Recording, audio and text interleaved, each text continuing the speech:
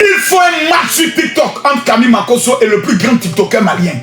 Mathieu, ou bien, c'est-à-dire samedi, à partir de 17h, avant le match, il faut un match sur TikTok entre Camille Makosso et le plus grand TikToker malien. Trouvez-le et amenez-le-moi. Vous proposez qui, malien? Je vais affronter votre plus grand TikToker dans un match. Côte d'Ivoire-Mali. Match Côte d'Ivoire-Mali d'abord sur TikTok. On s'est laissé d'abord ici. Voilà, avant le match. Oui, parce que ça sera fort. On dit quoi? Mandé princesse. Non, Mandé princesse, elle peut pas. Elle me connaît. Dites à vos TikTokers, Makosso les lance un défi. Trouvez-moi un TikToker malien qui dit que lui il est dangereux. Lui au moins on va livrer un match. D'abord, un match fafa qui sera le match de préparation des esprits. Soit le vendredi, à partir de 23h heure d'Abidjan, minuit heure de la France, on joue un match. Ça permettra de préparer l'esprit des supporters à un esprit apaisé parce que ce n'est qu'un match de football.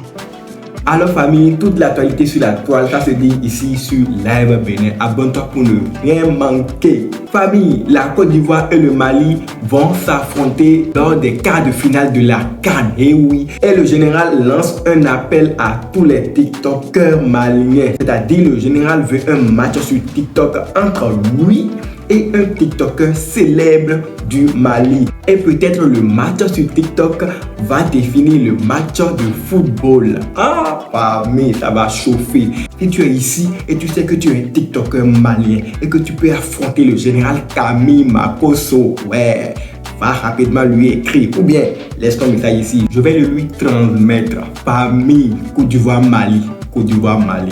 Quel est ton pronostic? Dis en commentaire. C'est pas fini.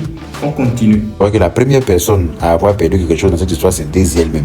On tapote le live, s'il vous plaît. C'est Daisy elle-même. S'il y a la première personne qui a perdu quoi que ce soit ici, là, c'est elle-même d'abord. Parce qu'elle loue un local. Elle a du personnel qui travaille en son nom. Parce que le personnel qui travaille là-bas, là, je suppose que c'est elle seule qui les paye. Voilà. Elle travaille en son nom. Voilà. Donc, c'est elle qui les paye. Donc, s'il y a quelqu'un qui a perdu dans cette histoire, c'est Daisy elle-même. Voilà. Je ne dis pas que vous n'avez pas investi votre argent dans ce business, quel que soit le nombre de millions que vous aurez investi dans cette histoire. Sachez que ça ne peut pas racheter une vie. Imaginons un instant que quelqu'un avait perdu la vie dans cette histoire. Est-ce qu'on serait en train de parler de oui, j'ai investi 2 millions, j'ai investi 3 millions, j'ai investi 7 millions. Est-ce que ça là, ça peut réveiller quelqu'un qui a perdu sa vie? Voilà famille, tout le business de Dizzy parti en fumée suite à un incendie dans son entreprise. Ah, la perte des millions de francs CFA, famille. Et dans ça, il y a ceux-là aussi qui ont investi chez elle et tout est parti en fumée. Famille, Yaka de Paris est en train d'expliquer que quoi qu'on dira, Dizzy a perdu plus que tout le monde.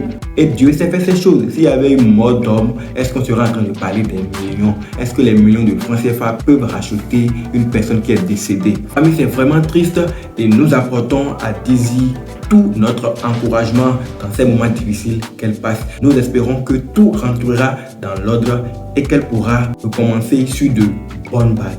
Pour ne rater aucune information, famille, toi, tu connais, abonne-toi. On est ensemble.